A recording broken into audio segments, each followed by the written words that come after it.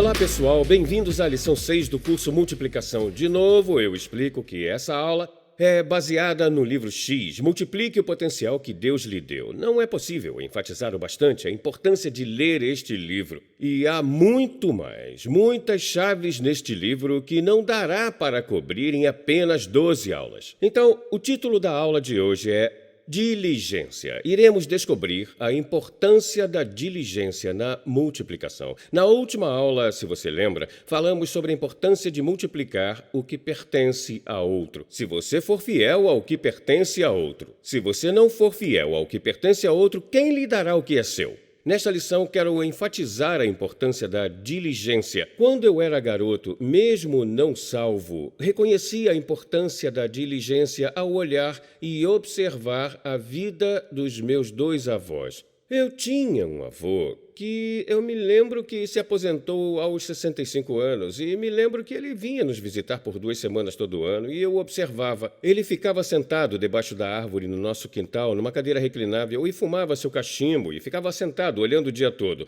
A única coisa que fazíamos era ir até o mercadinho perto de casa e ele comprava algodão doce e nós amávamos aquilo. Mas era o máximo que ele fazia. Ele nunca ajudava na cozinha, nunca ajudava minha mãe com todas as tarefas que ela tinha que fazer, não brincava com a gente, ele só ficava sentado debaixo da árvore. Mas eu tinha outro avô que se aposentou aos 62 anos. E sabe o que ele fez quando se aposentou? Basicamente começou sua segunda vida. Ele foi para a universidade. Sim, aos 62 anos foi para a sala de aula. Não havia cursos online naquela época. Ele sentou numa sala de aula com um monte de jovens de 20 anos para estudar agricultura porque queria montar uma fazenda, um jardim grande, um jardim bem grande e queria cuidar de animais. Então ele fez isso e fez com muito sucesso. E depois ele escreveu 2 livros e depois ajudou a trazer em condomínios para as praias da Flórida. Ele fazia parte de um grupo de homens que implantava condomínios para que idosos pudessem ter um belo lugar para morar, pois naquela época não havia condomínios com prédios altos. E ele vinha nos visitar, jogava dardos comigo, brincávamos de carrinho, ele ia para a piscina e se divertia, ele ajudava minha mãe a cozinhar. Quando íamos para a casa dele em Nova Jersey, ele nos levava para Nova York, para o teatro, ele nos levava para pescar, nos levava para ajudar a contar dinheiro no negócio do amigo dele. Contávamos as moedas das secadoras e lavadoras, pois o cara tinha uma lavanderia. Éramos sempre ativos com ele, sempre rindo e nos divertindo.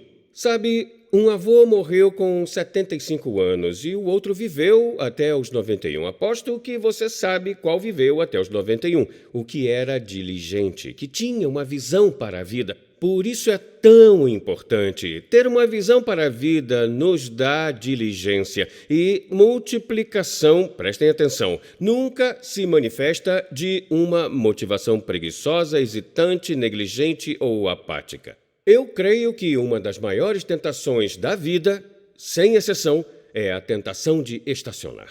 Nós atingimos um nível de sucesso e, de repente, começamos a dizer, vou manter isso aqui, ao invés de continuar a multiplicar.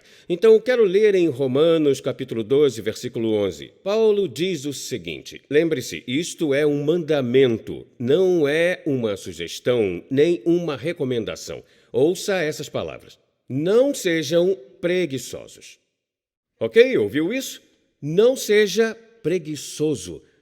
Se você tem a tendência de acionar o modo preguiça, é melhor se cuidar agora. Significa que nunca descansamos? Não, nunca, nunca, nunca. Deus diz que devemos ter shabats, ou sábados, como você queira chamar. Você deve descansar no 7º dia. Não estou dizendo que você tem que descansar exatamente no 7º. No Novo Testamento, vejo que tem mais a ver com ter um bom ritmo de vida, em que quando você descansa, está descansando com o propósito de produzir mais. Mas quando trabalha, você é diligente. Ok? Espero que esteja claro. Nunca seja preguiçoso, mas trabalhe duro. Lembre-se, é um mandamento, é Paulo dizendo, trabalhem duro e sirvam ao Senhor com entusiasmo. Primeiro, Paulo diz, trabalhe duro. É uma das primeiras características que devemos exibir para multiplicar. Segundo, ele diz, faça com entusiasmo. Eu amo essa palavra, entusiasmo. Na verdade, ela tem origens, ela originalmente vem do latim. Sabe o que significa? Deus dentro. Quando você vê uma pessoa com entusiasmo, geralmente ela é motivada pela visão de vida e isso é Deus agindo nelas. Então, trabalhe duro, e eu vou fazer essa declaração. Quero que você escreva. Trabalho duro é a evidência da fé verdadeira. Você entendeu? Trabalho duro é a evidência da fé verdadeira. A sua fé é o que energiza você. Sabe, eu tenho 61 anos e as pessoas dizem, cara, você nem parece que tem 60, eu diria que você teria uns 40 e poucos e você tem a energia de alguém de 40 anos. E eu digo, sim, é porque eu tenho uma visão, eu estou comprometido, multiplicando os dons que Deus colocou na minha vida. E eu vou indo. Eu serei parecido com o meu avô, que viveu até os 91 anos. Uma exceção importante é o seguinte, nem todo o trabalho duro é um sinal externo de fé. Às vezes, a motivação é medo, mas você nunca encontrará alguém que tem fé que seja preguiçoso. Você sempre irá encontrar diligência numa pessoa que tem fé. Voltando para a minha história, lembro que dei o exemplo da minha diligência ao edificar as primeiras 2 igrejas das quais fiz parte, e depois nosso pastor nos enviou para viajar. E eu serei bem sincero com vocês, Lisa e eu, quando iniciamos a Messenger International em 1990, havia vezes que trabalhávamos até às 11 da noite. Sim, lembro que tínhamos uma casa pequena de 3 quartos, acho que ela tinha uns 100 metros quadrados. Então, colocamos nossos 2 filhos num quarto e fizemos o outro de escritório. E eu ficava duplicando fitas, às vezes até às 11 da noite. Isso mesmo, duplicando fitas. Tínhamos a original e as vazias, e daí copiávamos o conteúdo da original, reproduzíamos da original para as outras. Depois eu digitava numa máquina de escrever, porque não tínhamos computador em 1990, e colocávamos a etiqueta em cada uma delas. Eu era o secretário, o carteiro, Lisa fazia as mesmas coisas, enviávamos nossa correspondência mensal para cerca de 150 pessoas. Nós as organizávamos de acordo com o CEP e colocávamos o selo em uma por uma. Fazíamos tudo, sempre ocupados e diligentes, porque sabíamos que tínhamos sido chamados para pregar para as pessoas o que Deus havia colocado dentro de nós. E queríamos ser diligentes com isso. Lisa e eu nunca pensamos 2 vezes em trabalhar até as 10, 11 da noite e acordávamos cedo pela manhã. Às 5:30 da manhã já estava acordado, já tinha orado, ordenando que as portas se abrissem no norte, no sul, no leste e no oeste, pois Deus me disse, filho, não envie cartas para pastores, não ligue para pastores, dizendo que você pode ir pregar. Quero que você ore e creia que eu irei abrir a porta. Eu estou dizendo, foi incrível. Às vezes eu ficava 3 semanas sem lugar para pregar, mas continuava fazendo a mesma coisa, gravando mais fitas, orando de manhã, escrevendo mais cartas e agradecimentos e escrevendo artigos, o que era uma tarefa difícil para mim, porque o dom da escrita ainda não havia vindo sobre mim. Mas, de qualquer forma, estávamos exemplificando o que significa ser diligente. Mas aí veio a palavra no verão de 1991. Deus falou comigo, filho, quero que você escreva. E eu lembro que eu não fiz nada, como já contei em outra aula. 10 meses depois vieram até mim aquelas 2 mulheres de 2 estados diferentes e disseram, John, se você não escrever o que Deus está lhe dando para escrever, Ele dará a mensagem para outra pessoa e um dia você terá que prestar contas. Lembro que assinei aquele contrato com Deus e depois eu sentei e comecei a escrever. Mas alguma coisa me incomodava. Eu pensei, Senhor, eu já trabalho de 50 a 60 horas por semana. Como eu vou escrever um livro? O ministério irá sofrer. E lembro que conversei com a Lisa e ela disse, eu vou criar tempo, eu vou fazer isso e aquilo para que você tenha tempo de escrever. Agora, eu e ela ficávamos trabalhando até tarde e eu levei 1 ano inteiro para escrever o livro. E eu me lembro que o primeiro editor para quem enviamos disse que estava horrível. E ele disse, quem você pensa que é para fazer declarações como essas no seu livro? Pois eu estava convidando as pessoas a se arrependerem disso e daquilo. Oh, meu Deus! E eu decidi enviar para outro editor. E ele editou o livro e ficou pior ainda. Então enviamos para outra editora e ela disse, não dá para consertar. Eu sugiro jogar tudo o que os editores fizeram fora. Sei que você já gastou muito dinheiro com eles, mas jogue tudo fora e recomece com o seu manuscrito original. Ela disse, Lisa, você deveria editar o livro do seu marido e então enviar para mim. Aquela profissional fez um ótimo trabalho e eu enviei meu manuscrito para 2 editoras reconhecidas nacionalmente, uma em Orlando e outra em Tulsa, Oklahoma. Eu nunca tive retorno da de Tulsa. A de Orlando escreveu de volta dizendo: o seu manuscrito parece um sermão. Não queremos. Só publicamos grandes nomes, pessoas conhecidas e esse tipo de coisas. Ai, meu Deus. E eu disse: Deus, o que eu faço? O Senhor me disse para escrever. Então eu falei para Lisa: vamos ter que publicar de forma independente. Então imprimimos 5.000 cópias e lembro de colocar as caixas no nosso carro pequeno. Íamos às igrejas. Eu pregava aquela mensagem com todo o meu coração e os livros eram vendidos rapidamente. Se havia 80 pessoas na igreja, 40 livros eram vendidos, pois a mensagem realmente era poderosa. E continuamos fazendo isso. Então, depois, eu senti que deveria escrever outro livro. E escrevi o segundo livro. Enviei para as editoras sem resposta. Enviei para minha professora do seminário, pois ela era a minha professora favorita e tinha escrito e publicado alguns livros. Ela escreveu de volta para mim e disse: quem você pensa que é? Isso está horrível. Aí eu disse: ai, meu Deus! E aí eu comecei a lutar contra o desencorajamento. Eu me lembro de um momento em que deitei no chão da sala e fiquei olhando para o teto por uns 30 minutos, mais ou menos, pensando: o que eu estou fazendo? Eu gastei 2 anos escrevendo e ninguém está interessado, a não ser as poucas pessoas para quem eu prego. O desencorajamento me pegou em cheio? Pode apostar que sim. Mas eu estava convencido de que Deus havia me chamado para escrever livros que alcançariam o mundo todo. Eu sabia.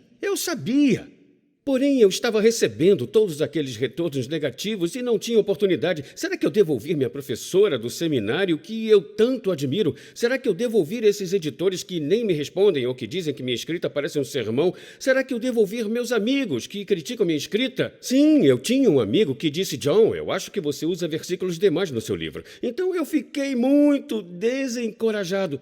Melhor dizendo, eu estava lutando contra o desencorajamento. Eu tinha que me sacudir, me reerguer, porque, adivinha, era tempo de escrever o terceiro livro. Deus havia me dado outra mensagem. Eu fiquei perdido porque tinha que escrever outro livro enquanto ninguém estava interessado nos meus livros. Eu lembro que um amigo meu me ligou e disse: John, eu quero que você almoce com um amigo meu. Aquele era um amigo meu que tinha outro amigo que eu não conhecia e queria que eu almoçasse com ele. Então nos encontramos no restaurante e descobri que aquele amigo era um editor de uma das editoras, a da Flórida, que rejeitou meus 2 primeiros livros. Estávamos almoçando e ele era novo na editora. O outro homem, que era o diretor da editora, havia saído e esse rapaz era novo. E ele estava ali olhando para mim e perguntando sobre a minha família, sobre o que fazemos, e ele disse: então você viaja e prega, o que você está pregando agora? E eu comecei a compartilhar com ele sobre as ofensas. E como as ofensas aprisionam as pessoas. Você conhece a mensagem de A Isca de Satanás? Eu compartilhava essa mensagem ali no restaurante e o cara olha para mim e diz: nunca poderíamos publicar isso. Eu disse: o quê? Nunca poderíamos publicar isso. Porque fazemos 24 livros por ano apenas para pastores e autores conhecidos. Eu disse: você me perguntou o que eu estava pregando? Não estou tentando convencer você a me publicar. Ele disse: verdade, me desculpe. Então continuei falando sobre a mensagem.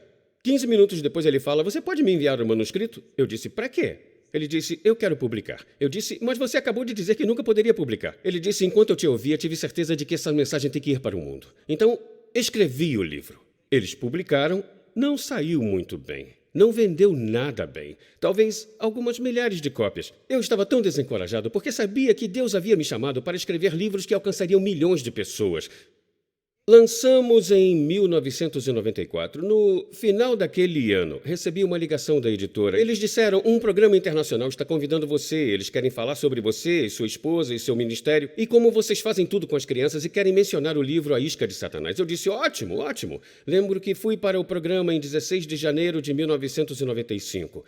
Tínhamos apenas 20 minutos e eu tinha apenas que mencionar o livro. O casal estava me entrevistando, pegou o livro e disse: fale sobre a isca de Satanás, e por 40 minutos falei sobre a mensagem. Bom, no dia seguinte o livro esgotou em todas as lojas do país e a editora recebeu 20.000 pedidos nos 2 dias seguintes. Bom, o livro estourou e se tornou um best-seller nacional. Mas qual era a extensão da multiplicação que Deus faria com os meus livros? Olha, se você continuar acompanhando, irá descobrir que a multiplicação é apenas o início. E eu lhe direi algo muito interessante nessa história. A editora que publicou o livro foi a que havia me rejeitado antes e desde então o livro se tornou o mais vendido de todos os tempos. Viu como Deus é? Ele vê você rejeitado, mas ele, na verdade, está rindo e dizendo: essa é a editora que vou usar para levar essa mensagem ao mundo. Ouça, deixe-me dizer uma coisa. Eu quis muitas vezes parar minha diligência. Por muitas vezes eu quis desistir. Quis chutar o balde, mas eu sabia que Deus havia falado comigo. É por isso que a fé é muito importante. É por isso que uma visão bíblica é tão importante. O que quero dizer com visão bíblica é passar tempo com Deus para receber a visão do que você deve fazer. E então crer, e não importa a adversidade. Continuaremos na próxima sessão. Veremos como essa multiplicação tinha mais potencial do que eu acreditava.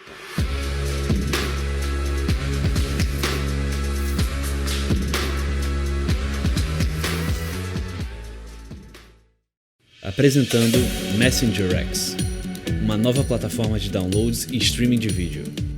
É uma biblioteca digital completa com cursos de discipulado de John e Lisa Bevere, incluindo aulas em vídeo, audiolivros, e-books, filmes curtos, bíblias e mais.